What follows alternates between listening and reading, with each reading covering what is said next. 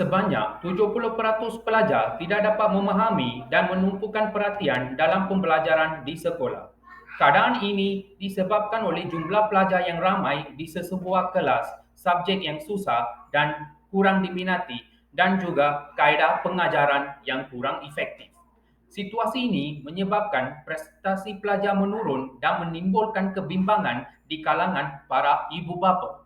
Oleh itu, para pelajar memerlukan bimbingan tambahan untuk menguasai mata pelajaran yang lemah yang dikenali sebagai tuition. Malangnya, dalam kehidupan yang mencabar pada abad ini, kedua-dua ibu bapa terpaksa bekerja untuk menampung keperluan dalam meneruskan kehidupan dan tenggelam dalam kesibukan harian. Ini mengakibatkan kegagalan dalam menyelesaikan masalah yang dihadapi oleh para pelajar yang disebutkan tadi. Adakah anda salah seorang ibu bapa yang melalui masalah seperti ini? Jika ia, abaikan kerisauan anda. Dalam era teknologi yang semakin canggih ini, e-tuition ada penyelesaiannya dengan memberikan bimbingan tambahan yang diperlukan oleh pelajar secara maya. Para ibu bapa, adakah anda bersedia untuk saya menerangkan dengan lebih lanjut tentang kelebihan e-tuition? Antara kelebihan terbesar e-tuition adalah dari aspek flexibility.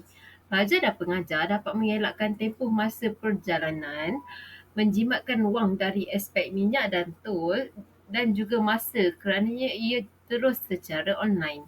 Hal ini kerana ibu bapa tidak perlu menghantar anak mereka ke tempat tuition itu sendiri. Kebanyakan lokasi pusat tuition di kawasan bandar yang mana memakan masa untuk sampai di lokasi. Selain itu, ibu bapa juga perlu mengatur masa yang tepat kerana kebiasaannya kelas tuition hanya dalam hingga 2 hingga ke 3 jam. Ini membuatkan mereka merasa tidak berbaloi untuk mereka balik ke rumah setelah menghantar anak mereka ke pusat tuition. Makanya, tuition secara online adalah sangat fleksibel. Di samping itu, Pelajar boleh memperoleh pemahaman tentang suatu subjek secara mendalam.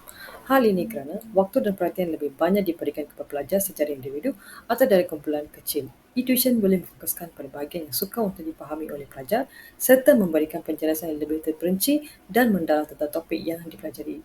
Penggunaan kaedah pengajaran yang sesuai membolehkan tutor mencapai objektifnya. Sebagai contoh, dalam kelas bersemuka, mungkin tidak ada waktu yang mencukupi bagi seorang guru untuk memberikan penjelasan yang mendalam tentang topik yang sukar difahami oleh sesetengah pelajar.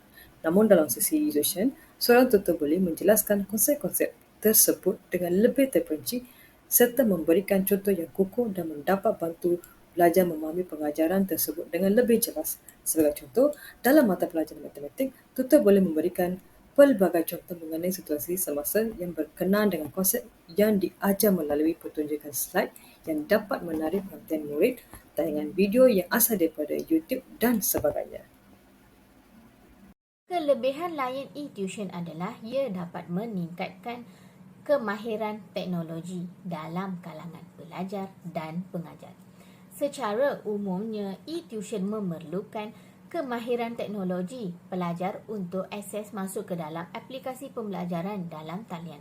Pelajar perlu mendapatkan talian internet yang stabil untuk melalui proses e-tuition secara lancar. Pada waktu negara kita menghadapi pandemik COVID-19, kita dapat menyaksikan pengajar menggunakan pelbagai kaedah, khususnya penggunaan teknologi untuk menyampaikan pengajaran kepada pelajar. Situasi ini telah membuatkan warga pendidik untuk berfikir di luar kotak dan menghasilkan bahan pengajaran yang terbaik dengan menggunakan teknologi yang sedia ada. Intihannya, e-tuition dapat meningkatkan kemahiran teknologi dalam kalangan pelajar dan pengajar secara langsung dan tidak langsung. Kesimpulannya, pembelajaran atas talian mampu memberikan kesan terhadap corak kehidupan masyarakat di Malaysia. Walau bagaimanapun, gerakan memudayakan pembelajaran atas talian hanya akan berjaya sekiranya ibu bapa, pelajar dan guru komited terhadap setiap pengajaran dan pembelajaran atas talian. Selain meningkatkan kompetensi digital, pelajar juga perlu lebih berani untuk meneroka, mencuba dan membiasakan diri dalam setiap ruang dan peluang yang ada untuk kemahiran dalam setiap pembelajaran. Sekian dari kami. Terima kasih.